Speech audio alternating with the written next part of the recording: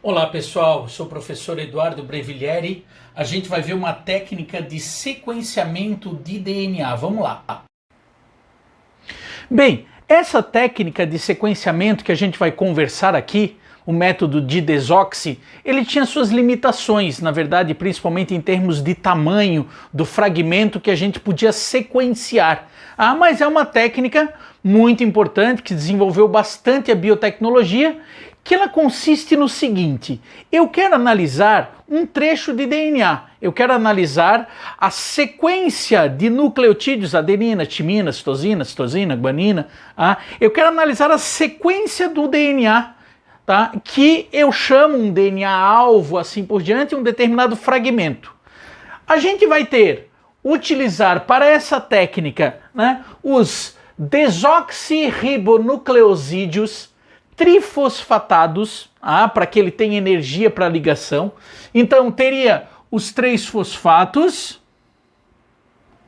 certo? Eu estou fazendo um sequenciamento de DNA, eu estou usando, lembra aqui, a chamada desoxirribose, e cada um com uma determinada base nitrogenada, né? Com adenina, com timina, com citosina, com guanina. Então nós temos nucleotídeos, nós vamos utilizar nessa técnica um frasco com, né, uma enorme quantidade de nucleotídeos, de nucleosídeos normais, trifosfatados. Nós vamos ter um outro tipo de nucleosídeo. Se vocês notarem, ele começa com didesoxi. Didesoxirribonucleosídeo trifosfatado. E a sigla daí é DDNTP. Então, olha só, qual que é a grande diferença entre eles? Pessoal, vocês lembram na aula introdutória de DNA que eu falei para vocês que aqui eu tenho carbono 1 que está ligado à base, aqui eu tenho carbono 2, aqui eu tenho carbono 3, 4 e 5. Certo? Onde está o fosfato, carbono 5'. Onde está esse grupo OH, a extremidade chamada de 3'. Nesse grupo OH, existe a capacidade de vir um outro nucleotídeo aqui embaixo e se ligar nele. Certo, pessoal? Então existe essa possibilidade, tendo esse grupo OH. O que é esse didesoxi? Esse didesoxi, só lembrando que no DNA, aqui no carbono 2 eu tinha um hidrogênio, mas é porque aqui não se ligava nada, né? Agora, o que seria esse didesoxi? Esse didesoxi, ele tem um hidrogênio aqui no carbono 3.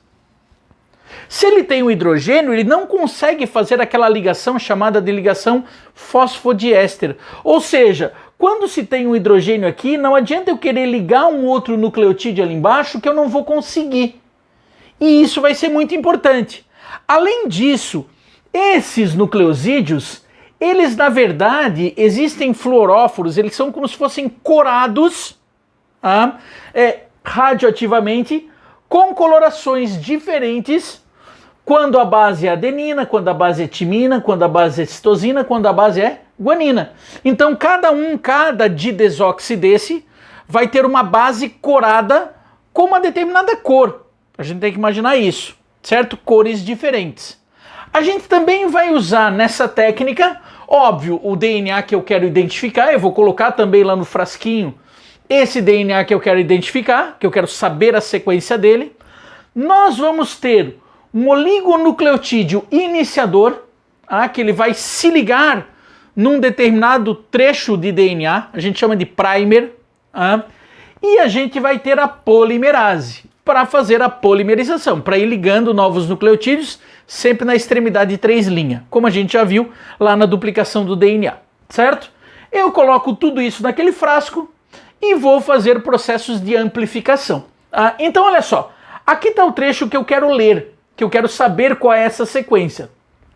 O iniciador, o primer, normalmente a gente já pede para as empresas de biotecnologia, se a gente já tem uma determinada sequência conhecida desse trecho que eu quero a partir dele ler, eu já posso pedir um primer com uma determinada sequência. Esse primer, esse iniciador, então, ele vai se ligar porque eu vou utilizar um DNA de hélice simples, um único filamento, eu desnaturo ele, eu separo e utilizo um único segmento, porque basta eu saber de um dos lados que o outro lado eu vou saber também, porque eles são complementares. Então basta usar um dos lados do DNA.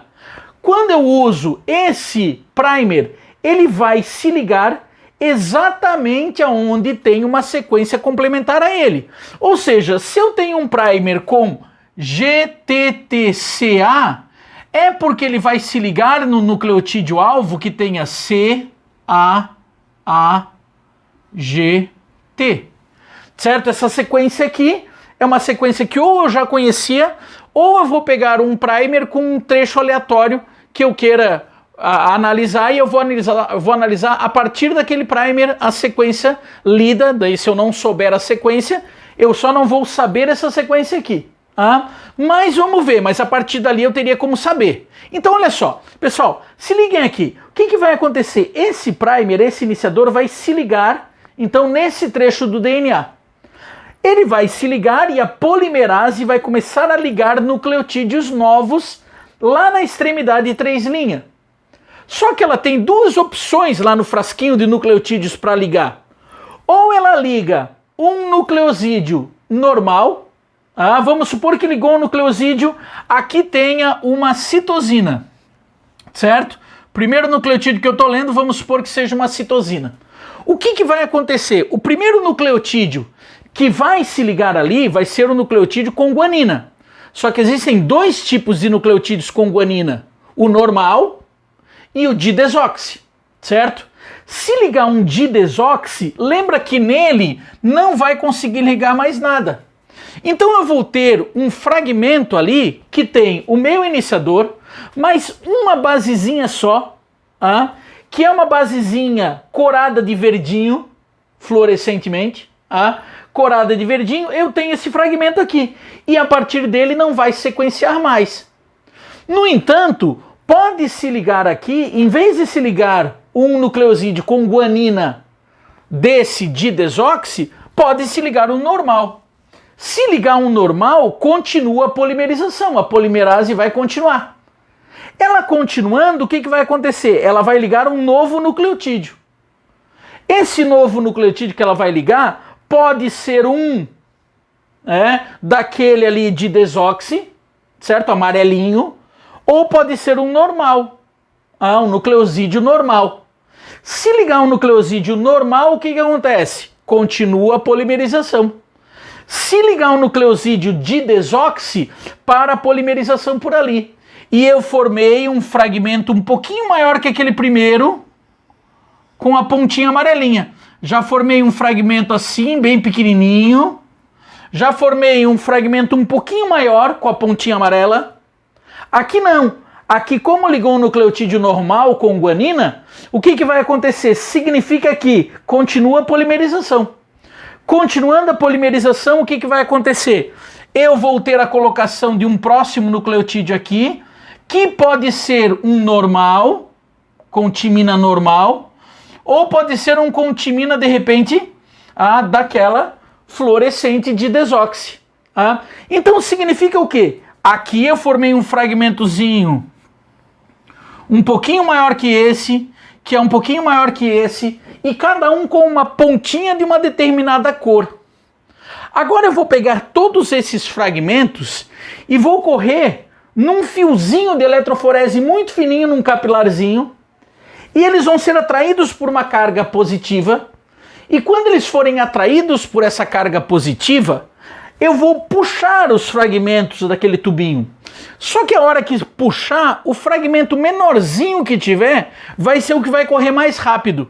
Então o menor fragmento de todos vai passar por um feixe de laser que vai ler qual é a corzinha que tem ali de fluorescência.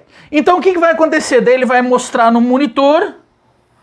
A hora que ele mostrar no monitor, eu sei que o menor fragmento de todos que foi nesse processo foi um fragmento que tinha a pontinha com a guanina, certo? Com um fluorescente de guanina.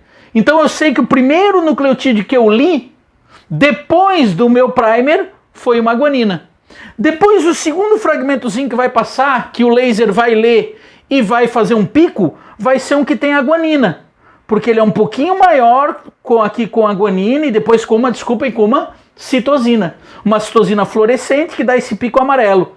Depois vai ser um contimina e assim sucessivamente. Então eu vou ter a leitura, eu vou conseguir ler qual vai ser a sequência de nucleotídeos que consegue se ligar aqui, que ela é, óbvio, complementar à sequência de nucleotídeos que eu tenho ali.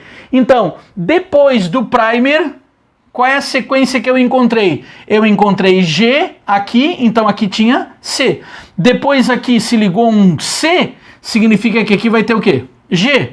Aqui eu liguei um nucleotídeo com T, significa que aqui vai ter A. E eu consigo definir qual vai ser a ordem, então, desse DNA, qual é a sequência desse DNA que eu estou lendo. Certo, pessoal? Essa é uma das técnicas utilizadas, muito utilizadas, para leitura de códigos genéticos. Tá bom, pessoal? Então, um grande abraço para vocês e até a próxima.